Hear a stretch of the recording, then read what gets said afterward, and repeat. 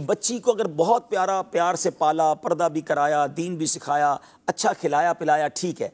अब जब शादी की बारी आई तो क्या देखा कि वो सामने वाले का घर कितना बड़ा है, गाड़ियां कितनी हैं, ये देखा कि उसका अकीदा क्या है, वो दीनदार कितना है। हमने ऐसा भी देखा अशफाक भाई, पूरी ज़िंदगी अपनी बच्ची को पर्दा करवाया और शादी के बाद वहाँ जाके बुरके उतर गया। क्यों गया? वो ससुराल वाले मना करते हैं।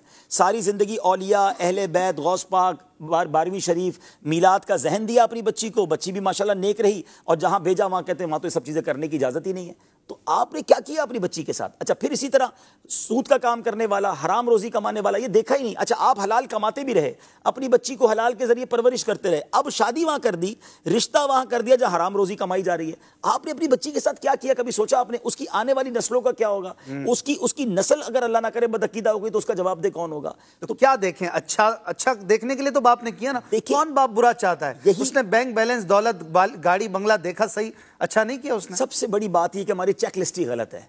हम नॉर्मली लड़का ढूंढते वक्त 3-4 चीजें देखते हैं। दिखता कैसा है, दिखता भी चल जाएगा अगर कमाता अच्छा है तो, ठीक है ना। फिर उसके बाद खानदान कैसा है, कोई बुरी आदत तो नहीं है। अच्छा, बुरी आदत में भी क्या चेक करेंगे?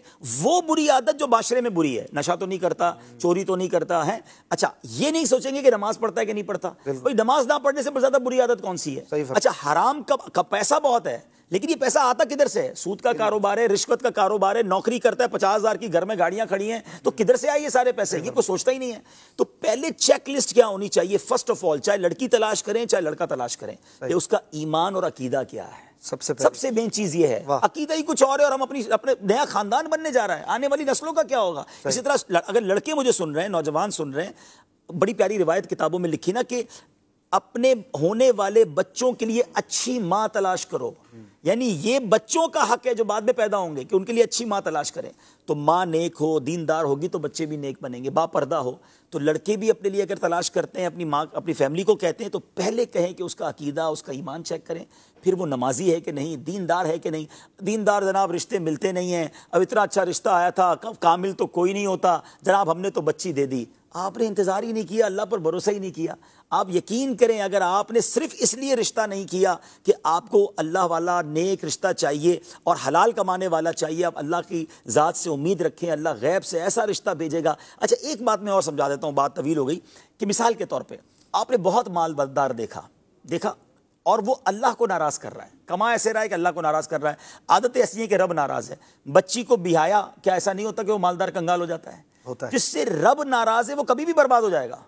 अच्छा, एक ऐसे घराने में दिया जो बज़ाहिर इतने मालदार नहीं लेकिन अल्लाह को राज़ी करते हैं, नेक लोग हैं, हलाल कमाते हैं, नमाजी हैं, दीनदार हैं। आपने बच्ची दी, अल्लाह ने उसकी दुनिया अच्छी कर देनी है। तो सबसे पहले ये देखें कि मैं जिधर अपनी बेटी दे रहा हूं या अपने बेटे का रिश्ता कर रहा हूं, वो जो खानदान जुड़ रहा है उससे रब राजी है कि नहीं। वो काम कैसे तय करें किससे रब राजी है? हम तय नहीं कर सकते। सिम्टम्स कुछ भाई शराबी को देखकर तो पता चल जाएगा ना कि उसकी हरकतें क्या हैं, ठीक है ना। एटलीस्ट नमाज पढ़ने वाला हो, दीनदार हो, हलाल रोजी कमाने वाला हो, खुदा वाला हो। सबसे पहले अकीदा ठीक हो, फिर उसके बाद खैर इंशाल्लाह। अल्हम्दुलिल्लाह मैं जानता हूँ, मजे की बात है कि हमारे रिश्तेदारों में ही एक बहुत, मैं नाम लूँ तो आप हैरान हो जाएंगे, इतने बड़े घराने का रिश्ता आया और जिसके यहाँ रिश्ता आया वो इतने मालदार नहीं है और वो बिलियनर्स थे, बिलियनर्स थे।